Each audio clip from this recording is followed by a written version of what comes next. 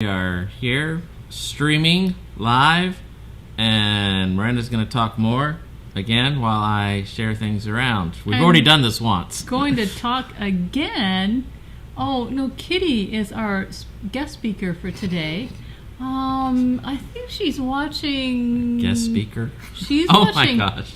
some birds. She's watching some birds. Brett decided to torture the cat, right? And hung up this big old bird feeder that we had right outside the window that she likes to sit by. And of course the birds come along and have little snacks here and there, and she is just beside herself because she did used to be an outdoor cat. So she's interested in having a little toasted birdie for breakfast or lunch sometime, and just can't happen. No, that's pretty funny. Did you see? Can you see? Can you see that? Ah, yeah. You see that? Yeah. We can see it on the page here. But yes, she is stock still. Yeah. She's watching that. Wow, that's funny. Can't let that bird get away. Yeah. And we have quite a number of red finches. Yes, as a matter of fact, that's what I was seeing out there. That come and visit us. Yeah. Mostly red. I'm not sure I've seen any yellow ones yet. I saw one once. But yeah. Yes, look, there she is. There she is. She's blocking me, so I guess that's good. You almost think she's not real. Yeah, it's funny. Ah! Oh, that's hilarious. Anyway, so, wow, looking at me, my hair's all messed up. Well, how did that happen? I don't know. What's wrong with my hair? I don't think it's messy. It is. No, Apparently, hair and makeup didn't make it today before our broadcast. Yeah, they're late. We'll have to fire them and go with another company. Yeah. Anyway, all right. Well, everything's shared around. We are working. Everything's up and running, so we are good. Now we can start.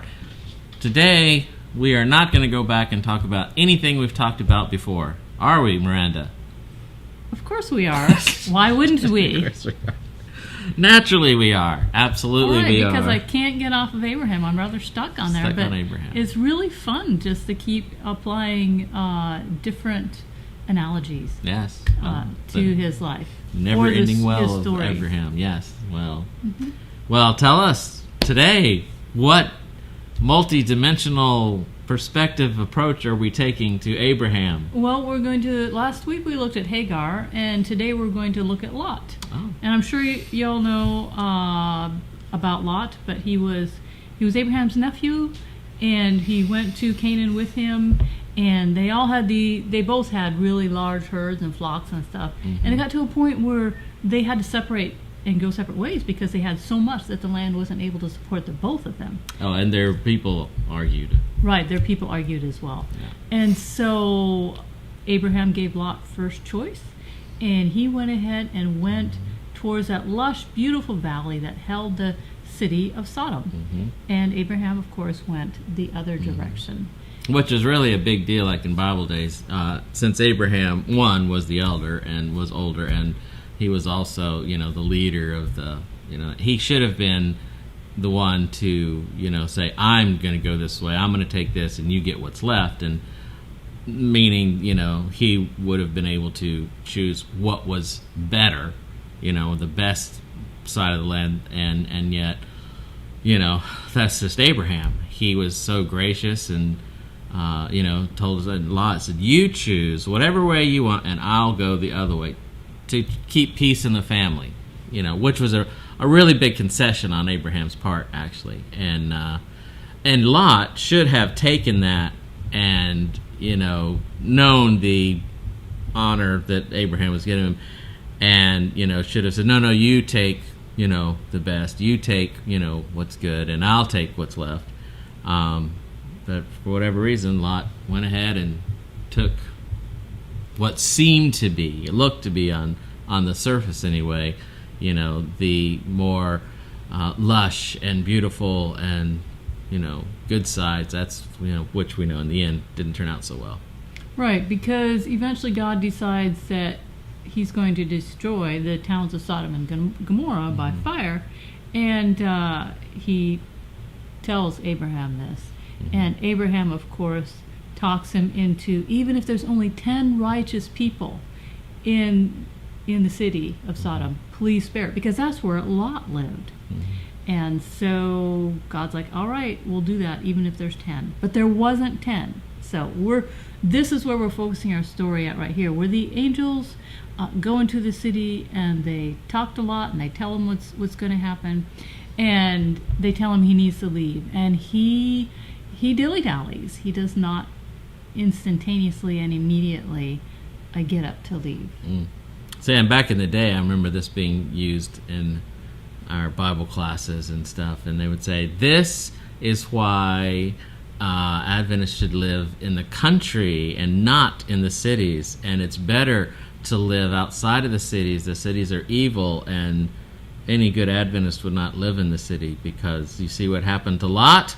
There's not even 10 good people in any city. Yes. Well, I mean, personally, I'm not a big city fan, but that's just me. Yeah. We stay out in the country for Aspen, because Aspen loves the countryside. She doesn't like cities. She hates cities. You can sue people for misinformation. See, there are not even 10 good people are in the cities. Okay, so moving on. Genesis 19:16, because it's Genesis 19 where the story of Lot is found there. And it says, when Lot hesitated, the men, the angels that God had sent, grasped his hand and the hands of his wife and 2 daughters and led them safely out of the city, for the Lord was merciful to them. And I want you to remember that word merciful, okay? Because that's going to come back in what we're talking about. Because without God's mercy towards us, we would not have God's salvation, right? We want God's mercy, right? And we're thankful for God's mercy towards us. But in the story of Lot, mercy does not appear to him to be the kind, gentle soul that he always probably thought that she was. I'm not sure what you mean by that. All right, well, that was the beginning. Now we need to back up a little bit to complete that thought. The mercy is the kind, gentle soul Lot thought. I mean, we always think of mercy as being this kind gentleness and everything, and it's God reaching out in his great mercy towards us with salvation. And he certainly did, but it did not come in the way that he would have thought. Oh, you mean the angels pulling him along and everything? I mean, I've always wondered that. He knew they were angels. Right, yeah.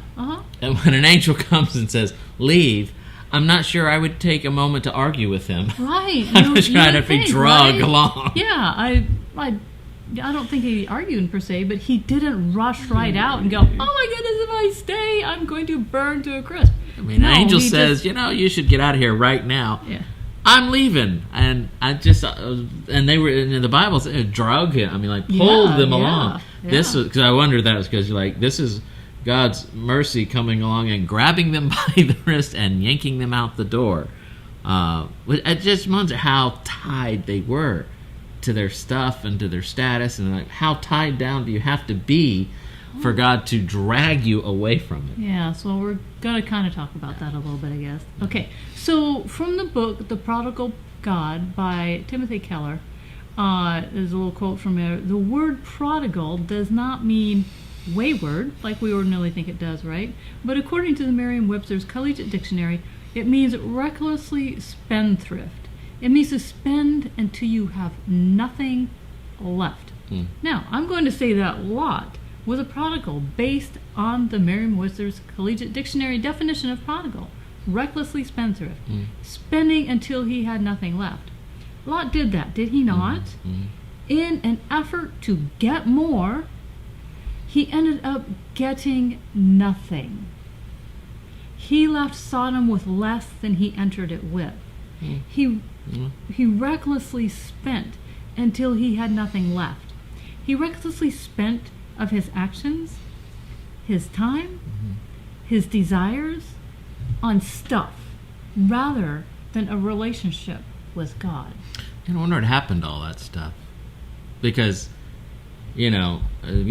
massed so much, cattle and whatever stuff, that they had to separate because they couldn't stay together. And he goes, so he started out with a ton of stuff anyway, and then what did that translate and turn into in Sodom? He had to accumulate even more. Right. Did he sell his flocks and herds to someone else and then use that as capital or whatever to go into, who knows, big house? Yeah. Or did he now have an art business where he bought and sold art or something? I mean, And he was at the gate, so he was an elder of the city. So he had to have even more. He had status and respect. And then all that, more than when he started, and yet, like saying, then he left with nothing. Nothing. Yeah, nothing. So back, when him and Abraham parted ways and he camped outside the city of Sodom, I can imagine that pride stood there at the city gate and beckoned him to come in with the lie that pride always tells us. I will make you great. Pride tells us that. I'll make you great. Just come and I will serve you and you will have more. Well, certainly what happened a lot. Yeah. Yes. And we always seem to think that once we achieve a certain level of greatness, right, or having or whatever we deem necessary, that we will have peace. But it's sort of like when I was a kid, okay? And I had a sister who was about 1.5 years older than me. And so basically, when I was 9, she was 10. And I would think, oh, when I'm 10, then I'll be all grown up. Well, that's fine until I turn 10 and she's 11. And then, when I'm 11, then I'll be all grown up. Well, turns out it's just a constant cycle of never really achieving grown up. At least not when you're a kid, right? So, I never had that problem. No? No. You didn't want to be grown up like your brother? I didn't want to be anything like my brother. So. Well, it was just that she was a little bit older than me, so it just always seemed like being grown up or older like her was achievable. Yeah. But it never was. No, mine was more other kid. Like the academy kids used to come and stay at our house when they were on trips, like Pisgah. And I remember thinking, like, you would look up to them, and I'm like, oh, I can't wait till I'm a teenager, and then you're in academy, and then the college kids would come down on it, and they wait till I'm, and it's always the next, and then wait till I get a job like them, or so that I had that with other people, but not my sibling. No. Well, I hope your brother's not watching this today. Craig, you're a good guy now, and we love you now, but you beat me up when we were children, and I've never forgiven you for that. So, all right, we'll cut that part. Just kidding. Okay, so let's contrast the story of Lot as he stands outside of Sodom, right? And pride invites him in, promising to make him great. Now, contrast that with Lot as an older man, once again standing outside the city of Sodom, right? The angels have dragged him and his family out. And pride has taken nearly all that he has. All that pride promised him, all the greatness, all the spending of his time, his desires, his actions for more stuff, the whole lie of do more and have more to be more, now he stood there empty-handed. And the angels have told him to hurry to the mountains and don't look back. Well, I mean, in one sense, pride gave him all that it promised as, the status and the wealth and the inside of Sodom. But at the same time, as that builds up, the really important stuff goes down. Yeah. And because stuff, as Lot and many other people in this life have found out, can disappear in an instant. And if you don't have the really important, the spiritual, the connection to God, that, it's like pride steals silently as you build. It builds one thing up, it steals really important stuff away. And it blinds us to that because it gets us so wrapped up in needing to have. And it doesn't have to be physical stuff. It's what do we need that makes us who we are. Like I say, more is never enough. When you're in that year, it's like, oh, I got it. Whoa, but there's somebody has that. Oh, but then and there's never quite enough. Yeah, there's always a newer phone, a newer car, a newer something. Yeah, a newer model of something. Yeah. Yes, you say all that stuff we have. We believe it serves us, right? we have it. It serves us. It makes us greater, bigger, something. But in reality, it tells us what to do. Yeah. Buy more of me, do more of me, and so we do and we have so that we can be and we believe the stuff is doing what we are telling it to do. When in reality, the stuff is telling us what to do, all the while making you believe you are leading them and they are serving you. And that's not true at all. We are addicted, if you will, to these things that we think is going to give us peace, and it never arrives. No. Never. You need the next phone, the next car, the next job, the next best cat. No, we're kidding, Kitty. No, we don't mean that. So basically, this is one of the greatest lies of all times, that pride serves us, but she does not. Pride was designed to leave us empty so that we would constantly go seeking more. Pride, basically, in what she has to offer to us. But Lot stood there on the outside of Sodom, minus all the things that represented his life's work. All his time, all his desire, and he still had far more than all those left in the city combined, despite the fact that they still had all of their stuff. He had far more than those left in the city. But, there he stood outside of Sodom only because of God's great mercy. There's that word again, mercy. Okay, God's great mercy. He's saved from the fate of Sodom, and he is separated from his stuff. Salvation always separates us from our stuff, whatever that stuff may be, because that stuff is what is keeping us from a relationship with Jesus, the kind of a relationship that Jesus wants us to have with him. And so God's great mercy, his salvation to us, is what separates us from that stuff that we really think we need to have. Yep. Yes, and we don't like being parted from our stuff. This is probably why he didn't want to leave, because it made him who he was, and all his time and desires and such put into that. And it was going to be gone, and he knew he wasn't going to see it again. And I think you were going to talk about the rich young ruler here? Oh, yeah. We have to teach you better segues. Better segues? Yeah, because then you're like, whatever stuff. It's much like the rich young ruler, isn't it, Brett? And I went, oh, right. Yes, okay. Well, I'm sorry. I'm going to start writing those in and now say. Yes, it works much better for me. I'm very literal. When he writes in here, rich young ruler in capital letters in the notes, I'm just like, all right, well, he knows it's there, so. Yeah. So. And then when he doesn't like immediately move into that, I'm just like, well, there's your spot right there. She thinks I'm reading along, and so give me my intro. Go back to yours.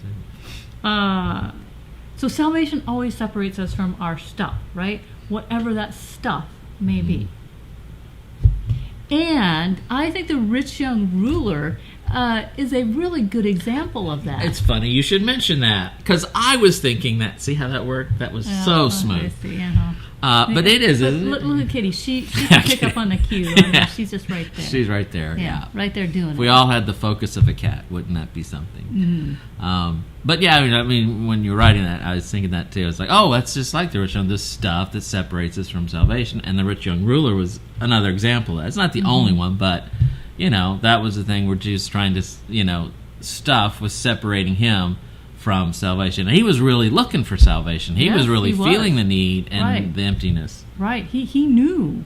He knew there was something missing. And yet, when Jesus told him what it was, he could not part with that. He couldn't, even though he now knew the truth. Because, wow, it's been a while since we did that one. We did the rich young ruler, but it was been a while. Because we were saying he was his things. He found his self-definition and his stuff. We said it much more poetic back when we did the broadcast. Back then, yes. But it was basically he defined himself by what he had. He had, he was what he owned. And yet, as you're saying, really what he owned him. Yes, because if it wouldn't have, he would have been able to recognize the truth of Jesus and go ahead and actually follow him in those actions. It was Jesus right there offering him great mercy. Yeah, and you probably know this, but we said it back then too, is that was the invitation that Jesus gave the rich young ruler was the same invitation he gave to all the disciples. It wasn't a generic, sell all your stuff and then you'll be saved. It was, come, follow me, just as he said to Peter and James and John. And he's the rich young ruler is the only one we know who ever turned Jesus down. But that was that invitation. Sell everything, then come and follow me, join my group. So there could have been 13 disciples instead of 12. It's interesting in that he said, sell all you have and give it to the poor. He didn't say, sell all you have and come bring it to my ministry and give it to me, give it to my disciples and such. No, he didn't say that. He's like, just give it to the poor and then come follow me. Yeah, that's a good point. Yeah, he goes, sell it all and then we'll use it for our ministry. But give it away and then come follow. Mm-hmm. Yeah. Okay, and another example of that would be the parable of the two worshipers in Luke 18, or the tax collector and the publican. No, the tax collector and the Pharisee were praying, and of course the Pharisee was all full of, well, thank you God that I'm not like other men, and the publican, the tax collector, just said, oh God, have mercy on me, a sinner. And so he went home justified, the tax collector did, and forgiven and separated from his sin.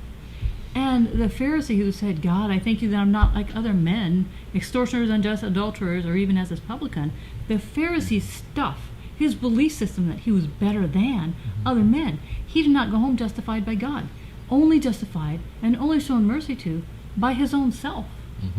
Yeah. He was able to keep his sin and his pride and justify that. Yeah, but not key. I mean, all he had was his self-justification, which doesn't last long. You have to do it again and again. Where, like, the peace that the tax collector comes from, forgiveness, and he had peace, and the Pharisee did not. Yes, that's right. And so our stuff is all the stuff we seek to give us peace, and there's no peace in pride, none whatsoever, because it keeps us busy in the cycle of having more and doing more to be more. Well, you have to have peace. Like, your peace is found in what you have, and your security is found in what you have, and that's always a danger of losing and being taken away. So you can't really have ongoing, lasting peace because it's always in threat of being gone in an instant. Yes, and I do think that might just be like the story of the widow and the mites, Brett. See, there it was, right there. That was a good one. Ha ha! Good segue. Because nobody could notice that setup. No, that was very subtle. Very. Why did I put that, though? I have no idea. The widow and the mites. Oh, well, I guess I was thinking, that in the story of the widow and the mites, that the Pharisees were giving big bucks and all that, and she gave so little, but she gave all. But she, had more peace. She had more serenity than these guys had, even though she was giving probably everything she had, And the ability to do that, you could only do that if you have that, kind of faith and assurance in what you're doing. And she knew what she was doing, and she knew who she was doing it for. And so that's a kind of peace and serenity you get from, not being dependent, not being, wrapped up in stuff. She was wrapped up in her relationship with God, her spirituality, and, having next to nothing, and she still has peace. Right. She gave all to God, and she knew that God would take care of everything that she needed. Maybe, she would probably never have the bank accounts that these other guys did, but she would have all that she needed. Yeah, and that didn't bother her. Yeah. And I'm sure that's much like the story of Nebuchadnezzar as well. Yeah, I wonder why those are right next to each other, though. Because, mercy separates us from our stuff.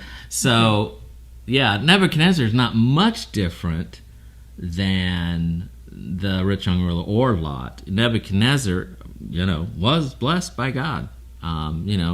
Babylon, he built there and all this stuff, and the story where he looked around and like, oh, look what I've built, look what I've done, when God put in his life Daniel and Shadrach, Meshach, and Abednego, and the blessings God had, and because God blessed not just the Israelites, He blessed other people who were not Jewish, and God used people all across the Bible, not just the prophets and kings. And Nebuchadnezzar is one that God used to do great things with, and you had to know that because when he had his pride, and his pride was all, oh, look what I've done, God struck him down and made him think he was a cow for 7 years, and he went around going moo, moo, and eating grass. I would not want to eat grass. I hope he enjoyed that. I hope he enjoyed the flavor of grass. Well, it would have been very, in today for him to have eaten grass and wheatgrass. Yeah, but I tried that once. They said, oh, you don't have to juice wheatgrass. You can just chew on it. I tried it. Oh, it's horrible. Because you'd have to chew on it for forever to get anything out of it. And it's very, very fibrous. Mm-hmm. I don't know. I guess you'd have to have cow teeth in order to actually really just chew it down. You would think. Yeah. But, God does this. And, it's easy to think, well, God was striking down Nebuchadnezzar and showing him a lesson. And, well, yeah, in a sense he was, but it's also a sense of great mercy and love, because if God didn't care, he wouldn't have struck him down. Nebuchadnezzar comes out of it and says, there is only the one true God. Finally, I know this is, the one God and the only true God. And so, God loved Nebuchadnezzar enough to do that to him, so he had the possibility of coming out on the other side and knowing God. If he didn't care, he wouldn't have gone through the trouble of trying to teach him a lesson. And yet, it was Nebuchadnezzar's accomplishments and stuff, just like the rich young ruler, just like Lot. That's what he was bound up. That's what his definition was bound up. That's who he was all of this. And you have to go through, like Lot had to lose everything, and Nebuchadnezzar had to, 7 years wander around as a wild animal to learn humility over pride. Mm-hmm. Which just shows you how very important humility is to God. And how strong pride can be. Yes. And God is a humble God. Mm-hmm. He is. He is not a prideful God. We generally think of gods, if you will, as prideful. And all the gods of this earth that people serve are pride. Mm-hmm. But God of heaven is a merciful and humble God. Okay, and so in an effort to start wrapping this up, mercy separates us from our stuff. Mercy separates us from sin. But we don't always want to be separated from our stuff, right? Mm-hmm. Because we believe that it serves us well. It represents all we have done. It represents who we are. And so we are often loath to separate from the sin of pride. It's far more appealing to be better than, and so we become sometimes like the Pharisee, who rather than being humble and justified by God, he stays prideful and justifies himself. Mm-hmm. We are prodigals sometimes too. We spend recklessly of our actions and time and desires on our stuff, whatever that stuff may be, until we have nothing left, rather than on a relationship with God. And yet, I forget which book it is in the Bible, but Peter calls Lot righteous 3 times in the span of just 2 verses. Mm-hmm. And, we get this preconceived idea of Lot, living in the sinful city and not being such a great guy and such. And yet, there he is, called righteous. Mm-hmm. Yep. And it's easy, to start thinking, oh, stuff is evil, stuff is... Right, stuff is not. Stuff is amoral. And it's more, there's people, and I've known a few, 2 I think maybe, who, had tons of stuff and lots of money and were, what you would call very wealthy, and they could have lost it all and it wouldn't have mattered, because they had this perspective that it was just stuff, and stuff comes and goes. But what was really important were people. What really was important were relationships and their spirituality, their connection with God. And I think that was probably one of the things that allowed them to be able to accumulate wealth, and do well, because they used it to make the world a better place around them, and they used it, in ways that they felt God led them to, how to, make a difference here, make a more in this life, and bless it, and because they thought their things were just gifts or blessings that they could use, and if it all goes away, it all goes away. If more comes and more comes, it didn't matter, because what was more important was their relationships and connections. Right. Because certainly Abraham had a ton of stuff as well, and God had saw no need to separate him from his stuff. Yeah. So basically, Lot looked at his stuff and added up how great he was, or Abraham looked at his stuff and added up how great God was. Mm-hmm.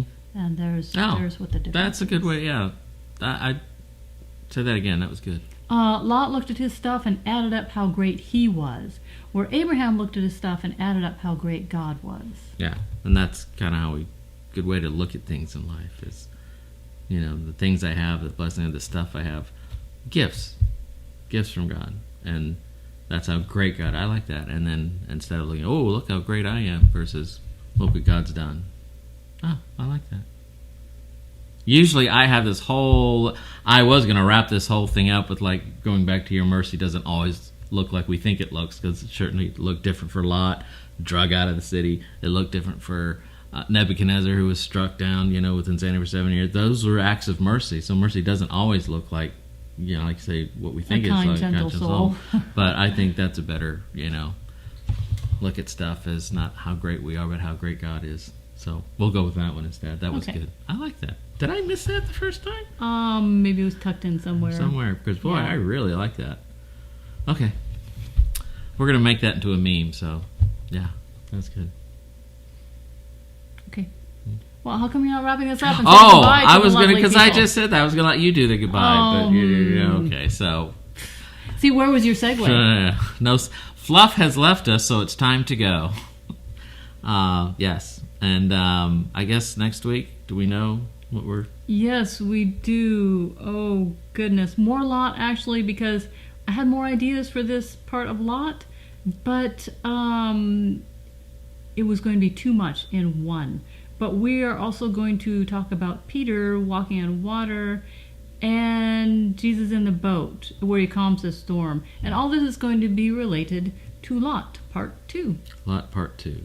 Yes. Oh, yeah, where he worries. Like there he is outside the city of Sodom after the angels have drug him out there, basically. And the angels are like, hey, go to the mountains, flee to the mountains.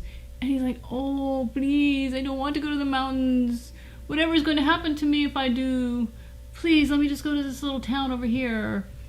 And the angels are like, all right, fine, just go. So he did, but that kind of showed lack of faith and trust in God. Mm-hmm. And so there you have next week's ish, hopefully. No, it's mostly written already. So Aspen was saying, let's go to the mountains, the ones in Colorado. Yeah, that'd be fun. All right, well, hope you had a great Sabbath. Thanks for joining us, and we will see